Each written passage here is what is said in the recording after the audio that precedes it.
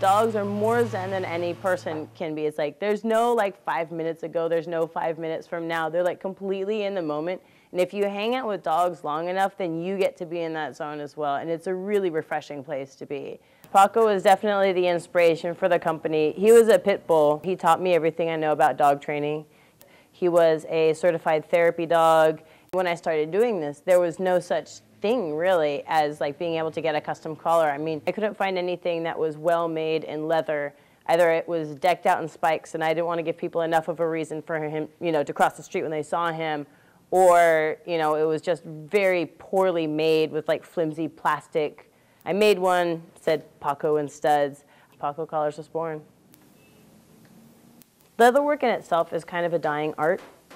Not many people do it anymore, and not many people, you can't really find things that are genuinely 100% handmade. We ourselves, we're real dog owners. We are not carrying our dogs around under our arms and dressing them up in little bows. It's like, you know, they're real dogs, but we really want them to look good too. But we also want our stuff to be practical. It's like all of our goods are functional first and, you know, fashionable second.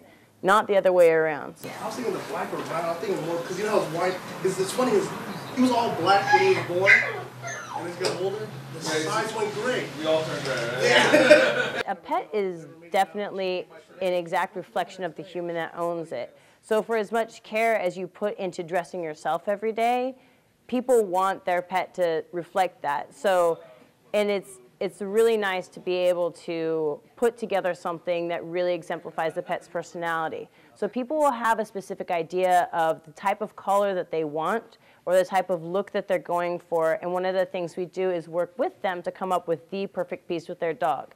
Say like if they want a specific color or if they want hearts to represent the love, we'll work with them to come up with a combination that looks really good and also looks good on their pets.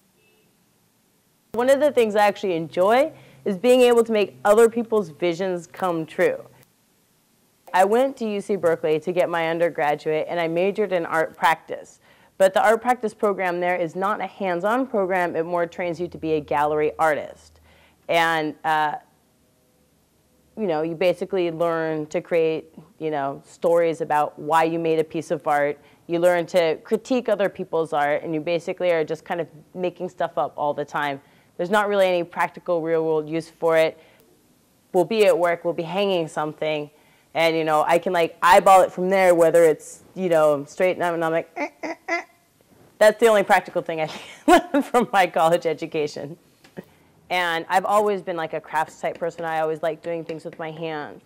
And being able to literally craft something with your hands all day long, at the end of the day, there's this tangible pile that you did. Like you know, your measure of a day is not how many hours you sat behind a computer. It can be measured in tangible goods. And that, I think, is something that is really just ingrained in humans and people don't really get anymore.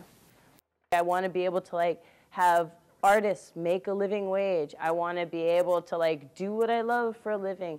I want to be able to like work with animals for the rest of my life. Like, look, you can do it. You can do it if you just absolutely like focus and you just keep focused on your dream, then you can do it.